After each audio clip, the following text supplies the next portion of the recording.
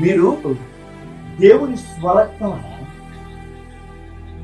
సర్వోన్నతమైన దేవుడు ఆ సింహాసనాన్ని వదిలిపెట్టి నీ కొరకు నా కొరకు ఈ లోకంలోకి వచ్చి రిక్తుడిగా మారి ప్రాణమే పెట్టేంతగా ప్రేమించిన దేవుడు. లేయ ఎక్కడ ఏడవలేదు, లేయ ఎక్కడ కొట్టుకోలు పెట్టలేదు, లేయ తన పరిస్థితికి కారణం దేవుడిని నిందించలేదు, ఎప్పుడు లేయ తిరుగుబాటు చేయలేదు. కానీ ఈ రోజు క్రైస్తవుడు ఒక చిన్న కష్టం వస్తే, ఒక చిన్న బాధ వస్తే, ఒక చిన్న అవమానం వస్తే దానిలో నుండి బయటికి రాలేకపోతే మాట్లాడతాం దేవుని. ఏ రోజైనా నువ్వు ఆలోచించు.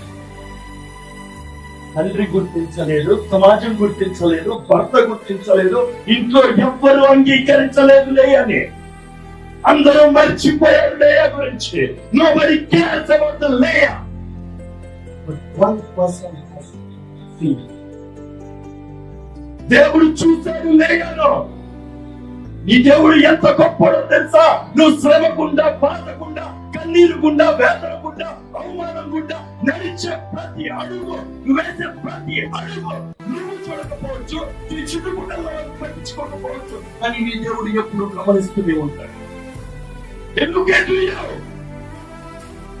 అయితే ప్రశ్న ఎక్కడ వస్తుందో తెలుసా? నువ్వు ఎంత ఓపికతో దాన్ని మోస్తున్నావని, ఎంత సహనంతో దాన్ని ఎత్తుకుంటున్నావని. లేయపడ్డ అవమానము, ద్వేషించబడిన విధానము ప్రతి మనిషికి తెలుసు.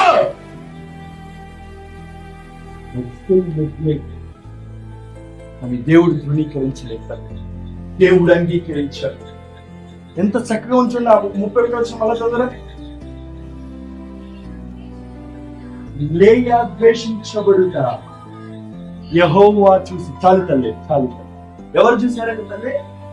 నువ్వు అవమానం చూసినప్పుడు, నువ్వు నిందను చూసినప్పుడు, నువ్వు వేదనను చూసినప్పుడు, నీ జీవితంలో కన్నీరు చూస్తున్నప్పుడు, ఒక రక్త మీద నీ జీవితం వెళ్తున్నప్పుడు, వేదన శోధనకుండా నువ్వు నడుస్తున్నప్పుడు, ఎవరు చూసినా ఎవరు చూడకపోయినా దేవుడు నిన్ను గమనిస్తూ ఉంటాడు. ఆమేన్, హల్లెలూయా. కానీ ఏంటంటే మనకి ఆ సహనం ఉంది. దేవుడు తల్లి నువ్వు అనుకున్నట్టు పనిచేయడు, నీకెప్పుడు కావాలో అప్పుడు పని చేయడు. ఆయన సమయంలో పని చేయు దేవుడు.